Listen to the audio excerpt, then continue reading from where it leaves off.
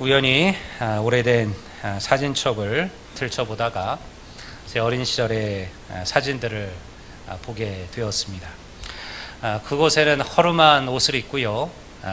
그리고 까만 얼굴에 웃고 있는 제 어린 시절, 한 7살, 8살쯤 되었을까요?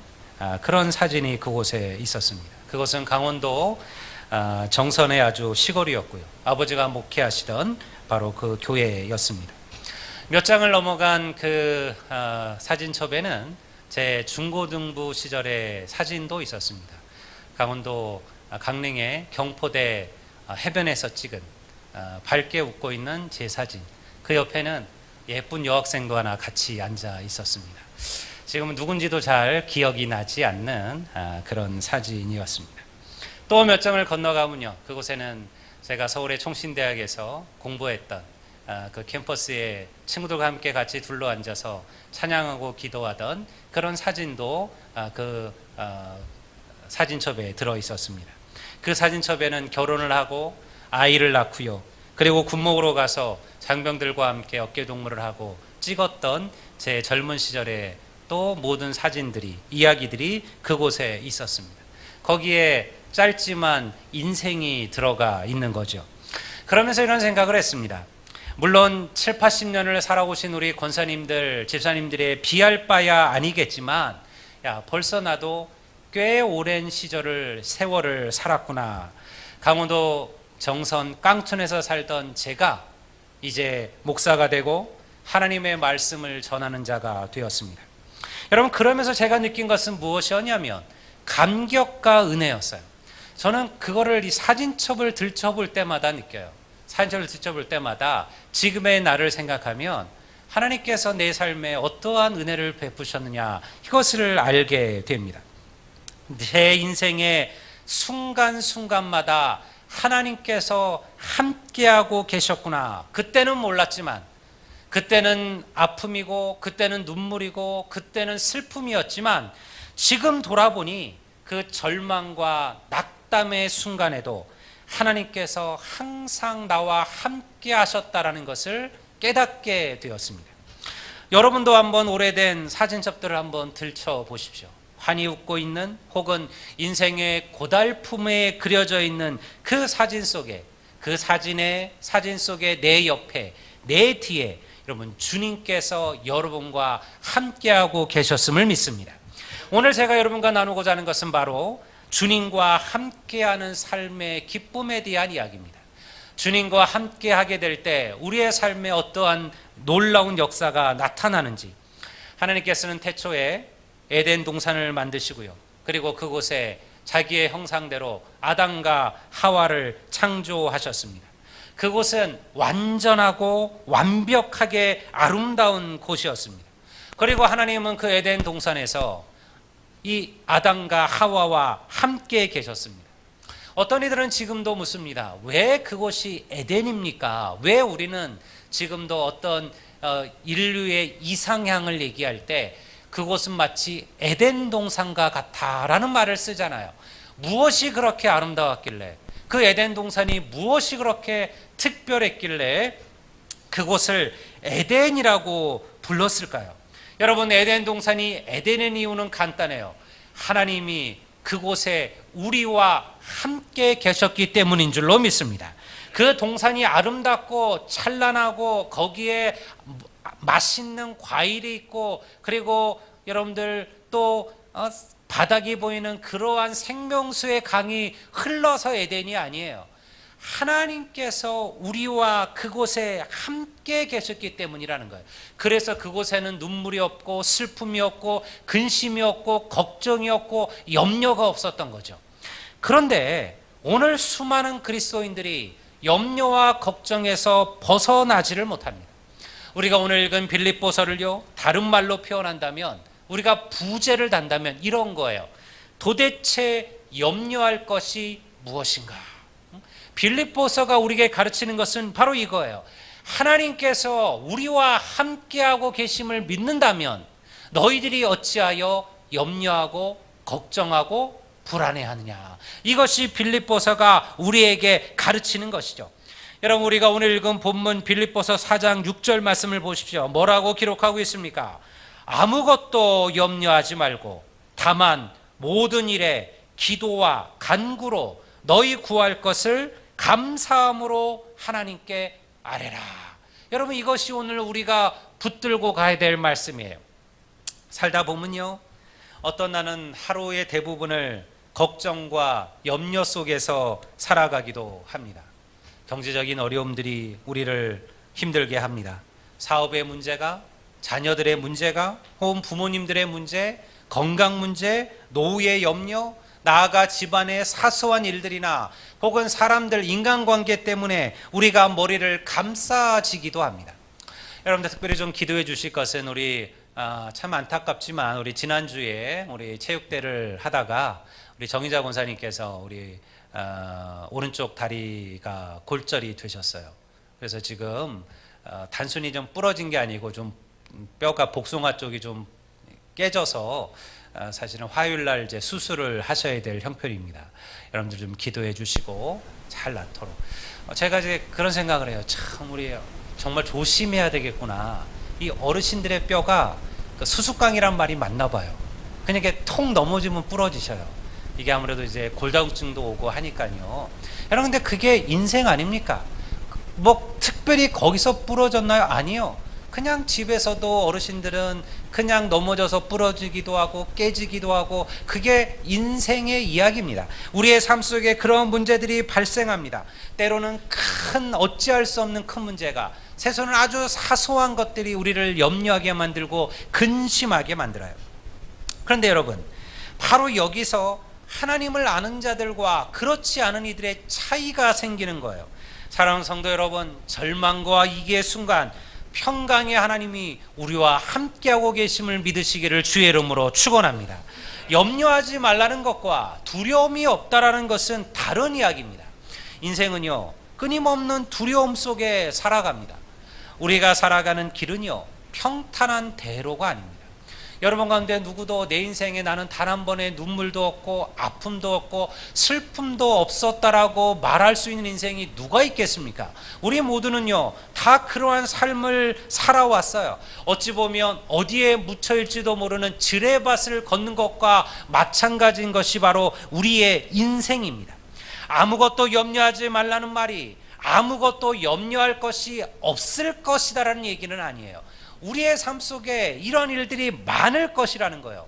이 말의 의미는 무엇이냐면요, 우리가 이런 일을 당했을 때 하나님의 자녀는 다른 방법으로 그 염려를 해결해야 한다는 것을 말씀하고 있는 거예요. 그러면 성숙한 그리스도인들은 우리의 삶에 불쑥불쑥 찾아오는 이 염려와 이 문제들을 어떻게 해결해야 할까요? 대답은 간단합니다. 염려와 걱정으로 자신을 망가뜨릴 그 시간에 다른 일에 몰두하는 법을 배우라는 거예요. 그 다른 일이 무엇일까요? 그게 오늘 우리가 읽은 본문의 말씀입니다. 바로 기도와 간구와 감사예요. 오늘 본문에 뭐라고 말씀했습니까? 너희 모든 염려를 누구에게 맡기라? 주께 맡기라 그랬어요. 너희의 모든 염려를 주께 맡기라. 너희는 염려 대신 기도와 간구와 감사로 하나님께 나아가라는 거예요. 여러분, 왜 기도와 간구가 중요합니까? 기도는요, 우리의 염려와 우리의 걱정을 하나님께로 가져가는 거예요. 여러분, 이거를 내가 풀어내고 내가 해결하려면 너무너무 어려워요. 그런데요, 기도와 간구는요, 우리의 근심, 우리의 걱정을 하나님께로 내려놓는 겁니다. 주님 앞에 가져다 주는 것입니다. 우리가 염려하고 걱정하는 이유가 무엇입니까? 여러분, 만약 내가 내 힘으로 그 문제를 해결할 수 있다면 염려할 거 없죠. 걱정할 거 없어요. 근데 우리의 힘과 우리의 능력으로는 문제들을 해결할 수 없기 때문에 우리가 근심하고 우리가 염려하는 거 아닙니까? 그런데 여러분, 우리에게는 누가 있습니까? 능치 못할 하나님이 계심을 믿습니다. 우리가 지난주에 나눴던 말씀이잖아요. 믿는 자에게는 능치 못할 일이 없다 그랬어요. 왜냐하면 하나님이 그러한 분이기 때문에 그렇습니다. 그러니 여러분, 기도는 우리의 모든 걱정과 염려를 능히 모든 것을 행하시고 이루실 하나님에게 맡기는 거예요. 그래서 기도라는 힘이 놀라운 겁니다. 여러분, 저는 여러분들이 이 기도의 능력을 조금 더 알아가게 되시기를 바랍니다. 저는 우리 교회 가장 부족함이, 여러분들 이 기도의 부족함이라는 생각이 들어요. 모르겠어요. 여러분들이 제가 모르는 각자 자리에서 여러분들 기도의 삶을 살고 계신다면 여러분 뭐 제가 걱정할 거는 없어요. 여러분이 기도가 안 한다고 해서 제 걱정이 아니에요. 저는 기도하거든요. 여러분 걱정하는 거예요. 기도하지 아니하는 성도들의 걱정을 하는 거예요. 여러분, 기도하지 아니하면 하나님의 그 위대한 능력들을 우리가 맛볼 수가 없기 때문에 그렇습니다. 여러분, 기도는요, 그래서 기도의 능력을 체험한 사람들은 기도의 삶을 떠날 수가 없습니다.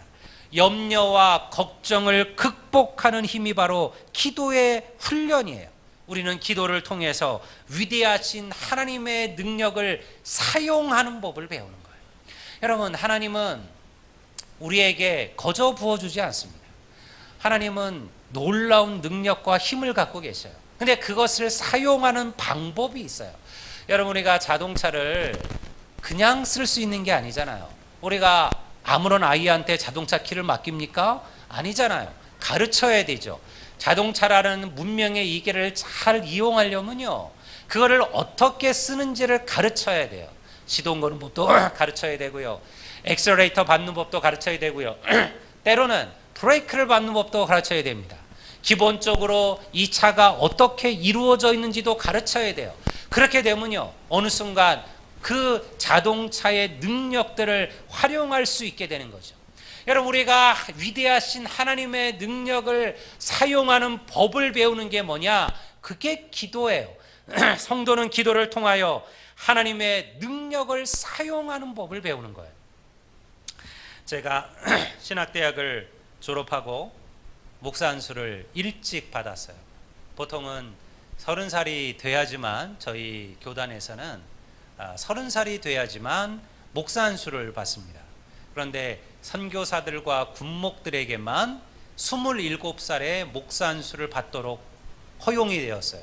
왜냐하면 선교사님들은 일찍 선교지로 나가야 되거나 혹은 군목들은 바로 군에 가야 되니까요, 목사 안수를 받는 것이 허용되었습니다.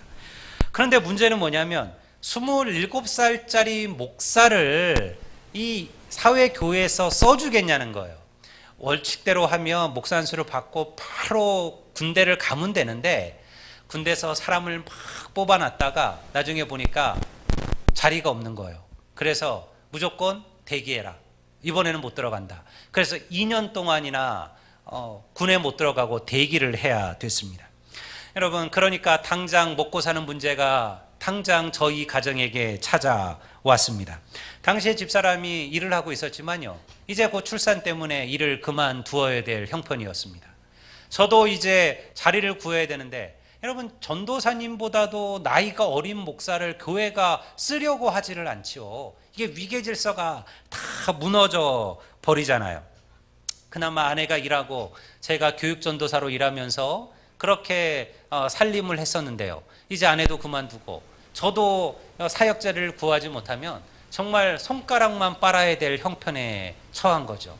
제가 집사람에게는 아무 말도 안 했어요. 오히려 제가 이렇게 북 떠들었어요. 걱정하지 마라. 제가 여러분들 항상 잘하는 말이 있어요.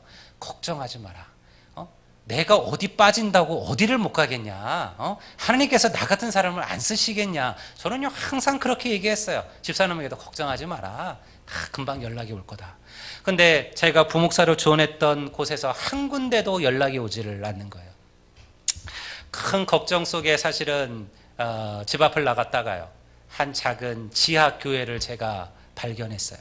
항상 문이 닫혀져 있는 교회였는데요, 그날따라 그 교회에 지하로 내려가는 문이 열려져 있었습니다. 저희가 여러분 그 지하로 내려갔습니다. 그리고 여러분들 그 교회에서 무릎을 꿇고 그리고 하나님께 간절하게 기도했어요.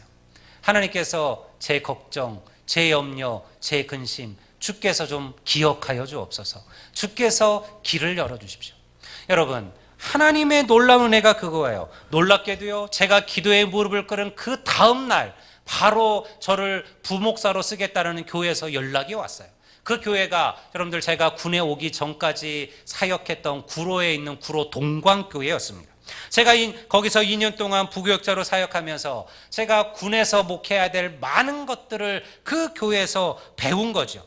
여러분, 이것이 하나님의 은혜 아닙니까? 여러분, 저만 이런 경험을 했을까요? 이곳에 앉아있는 우리 장로님들이, 권사님들이, 집사님들이, 수많은 성도들이 인생의 고난과 환난의 순간들마다 그 기도를 통하여 부으시는 하나님의 능력을 체험하고 이 자리에 앉아 계시지 않겠습니까? 여러분, 그런 이들의 이야기를 들으십시오. 그런 이들의 간구를 여러분들 기억하십시오. 여러분, 그리고 기도의 자리로 나아가십시오. 사랑하는 성도 여러분, 우리 모두는 어쩌면 누구에게도 말 못한 염려와 걱정을 가지고 살아가요. 우리의 능력이 부족하고 우리의 힘이 부족하여 여러분들 해결하지 못할 문제이기도 합니다.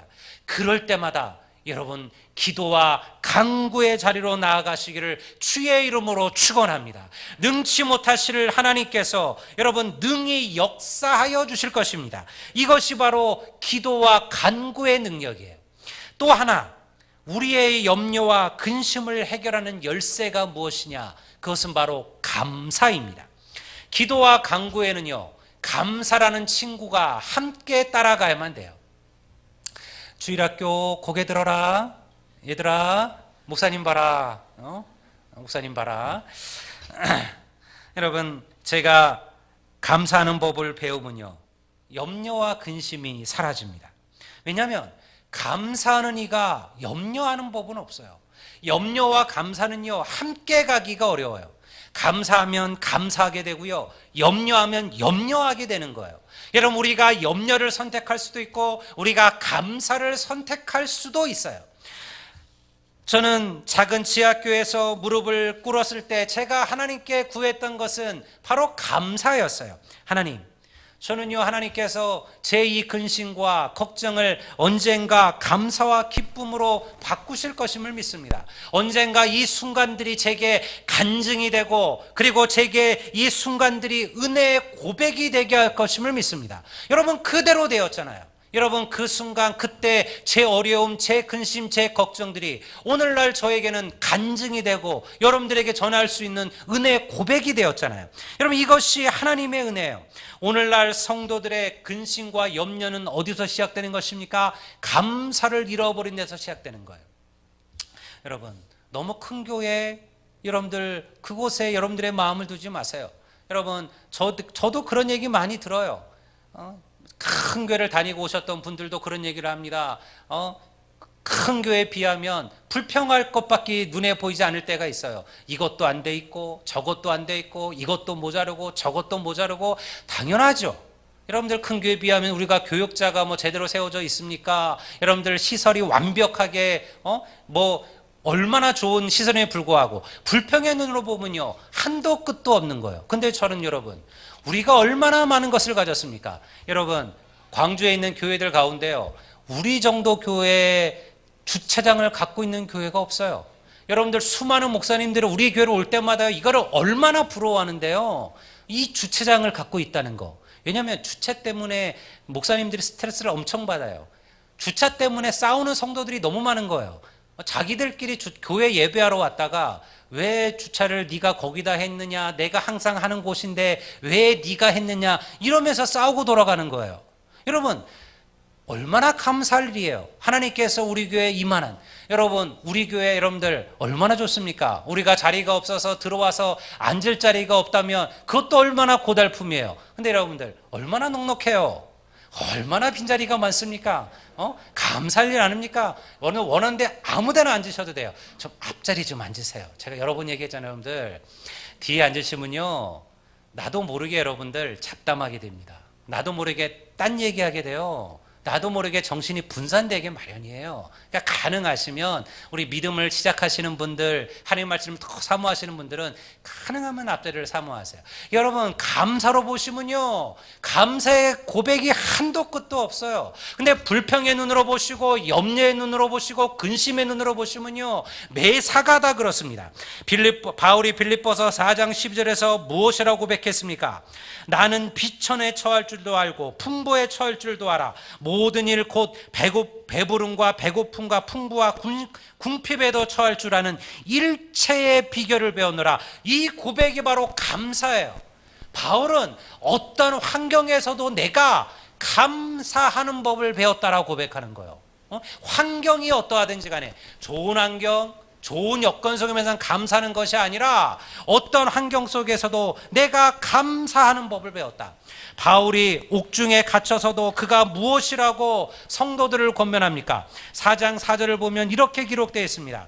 주 안에서 항상 기뻐하라. 내가 다시 말하노니 기뻐하라. 여러분, 이 고백이 어디서 한 고백이라고요? 바울이 로마의 감옥에 갇혀서 한 고백이에요.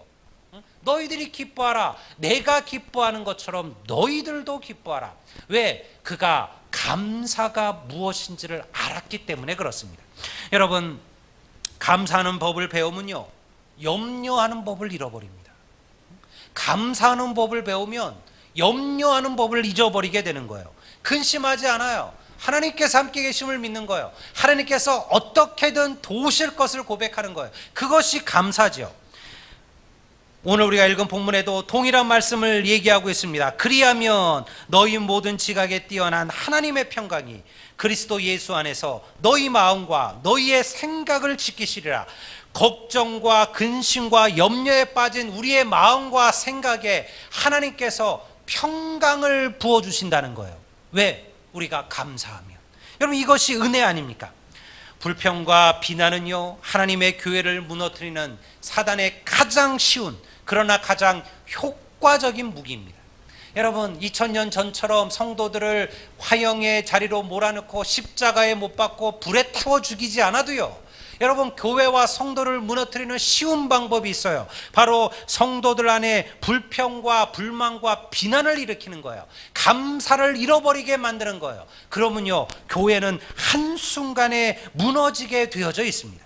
그러니 여러분, 염려와 걱정이, 그리고 불평과 불만들이 우리의 마음과 생각을 흔들어 놓으려고 할 때, 여러분, 기도와 간구의 자리로 나가십시오. 은혜의 자리로 나가십시오. 감사의 자리로 나가시기를 주의 이름으로 축원합니다. 감사는요, 내 믿음이 어디에 서 있는지를 보게 하는 거예요. 저는 그게 참 멋진 말인 것 같아요. 감사는 믿음의 시금석이다. 여러분, 시금석이라는 게 그런 거잖아요. 시금석이라는 게 이게 진짜 금인지, 이게 이 은이 혹은 이 금이 얼마 정도의 그 순도를 갖고 있는지를 가늠해 주게 만드는 그 광물을 시금석이라고 불러요. 거기다가 이렇게 금이나 은을 문질러 보면요, 그걸 가지고 그 금의 순도를 알 수가 있어요. 지금은 이제 좋은 기술들이 만들어져서 이 시금석을 이용하지는 않지만요, 옛날에는 반드시 시금석이 필요했어요. 여러분, 감사는 믿음의 시금석이라는 거예요. 내가 얼마나 감사하는지를 알게 되면 내 믿음이 어느 정도인지를 깨닫게 된다는 거예요. 여러분, 항상 우리 안에 불평과 불만이 쌓여져 있고 감사를 잃어버리고 염려와 근심 속에 내가 있다면, 여러분, 지금 우리는 믿음에 흔들리는 자리에 서 있는 거예요.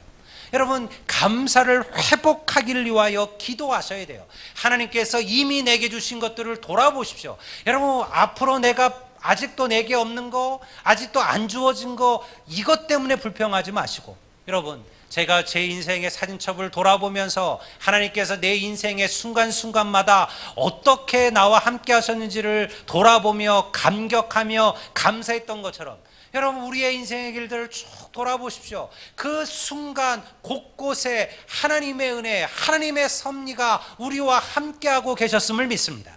내가 믿지 않았는데도요, 마찬가지예요.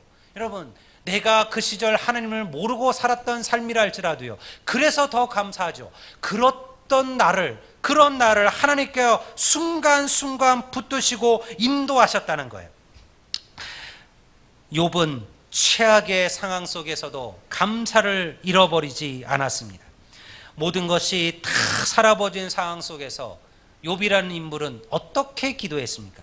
우리가 여러분 욥기 말씀을 보면요, 이렇게 이야기하고 있습니다. 이르되 내가 모태에서 알몸이 나왔사온즉 또한 알몸이 그리로 돌아갈지라. 주시니도 여호와시오 거두시니도 여호와시니 여호와의 이름이 찬송을 받을지니이다 하고 이 모든 일에 욥이 범죄하지 아니하고 하나님을 향하여 원망하지 아니하였다. 여러분, 이것이 욥이지요. 욥이야말로 불평과 불만으로 충분히 쏟아부을 수 있는 환경에 처했어요. 여러분, 몸에 큰 병이 들었습니다. 그의 재산들이 한꺼번에 다 약탈을 당했습니다. 자녀들이 한순간에 여러분들 집이 무너져서 몰살을 당했어요. 모든 것을 다 잃어버린 거예요.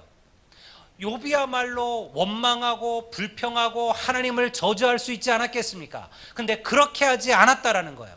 욥은 뭐라고 고백했어요? 주신 분도 하나님이시니 거두어가는 것도 하나님이시다. 내가 이 일로 하나님을 원망하지 않겠다. 여러분, 하나님께서 그 욥을 보시고 여러분 그 욥의 복보다, 욥이 가졌던 복보다 갑절의 복을 그에게 더하여 주신 거예요. 오늘 우리에게는 이러한 감사가 있습니까? 오늘 우리에게는 이러한 기도와 간구가 있습니까? 감사하는 인생은 염려하지 않습니다. 감사하는 인생은 근심하지 않습니다. 우리에게는 우리의 기도를 들으시는 하나님이 계시기 때문에 그렇습니다. 이게 그리스도인처럼 살아가는 거예요. 그리스도인이라고 해서 두려움이 없을 수는 없어요. 문제가 없을 수는 없어요. 하지만 근심으로 무너지지 않는 이유는요, 하나님의 손안에 우리가 있기 때문이에요. 주님께서 우리와 함께하고 계신 줄로 믿습니다. 주일마다 제가 우리 어르신들 보면 제 손을 잡고 얘기하시는 그런 우리 나이든 우리 권사님들, 집사님들이 있어요. 권사님, 주사님 어디 몸 아프신 데 없어요? 물어보면요, 딱 정해진 레파토리가 있어요. 목사님 다 아파요. 다 아프대요. 팔도 아프고 다리도 아프고 허리도 아프고 머리도 아프고 너무 아프죠. 나이가 드니까요. 여러분들 나이가 든데 안 아픈 인생이 어디에 있겠습니까? 여러분, 제가 볼 때마다 안타까움이 있어요. 새벽마다 여러분들 아픈 성도를 위하여 기도합니다. 근데 여러분, 제 기도는요, 단순히 몸만 회복되려 기도하는 게 아니에요. 여러분, 비록 몸은 여전히 아프고 비록 몸은 여전히 고달프지만 그러나 그 가운데서도 하나님의 은혜, 하나님의 사랑을 우리 집사님들이, 우리 성도님들이 더 깊이 알아가게 되기를, 몸이 아픈 것보다 하나님의 사랑이 더 크고 놀랍다라는 것을 깨닫게 되기를, 이것이 바로 감사예요. 사랑하는 성도 여러분, 우리 모두는 언젠가 주님 앞에 서게 될 것입니다. 그렇지만 그때까지 우리는 이 땅을 살아가야 되는 인생이기도 합니다. 하나님은 절대 우리를 실망시키지 않으십니다. 하나님은 절대 우리를 고아처럼 버려두지 아니하실 것입니다. 우리가 원하는 대로 바라는 대로 다 되어지지는 않을 것입니다. 그렇지만 그래도 하나님은 어떠한 환경 속에서도 우리를 도우실 것입니다. 여러분, 이 약속의 말씀을 붙드시고 어떠한 순간에도 염려하지 마시고 기도와 간구로 그리고 감사함으로 하나님께 나아가는 우리 모든 아들리안 교회와 우리 성도들이 되시기를 우리 주의 이름으로 축원합니다. 우리 같이 일어나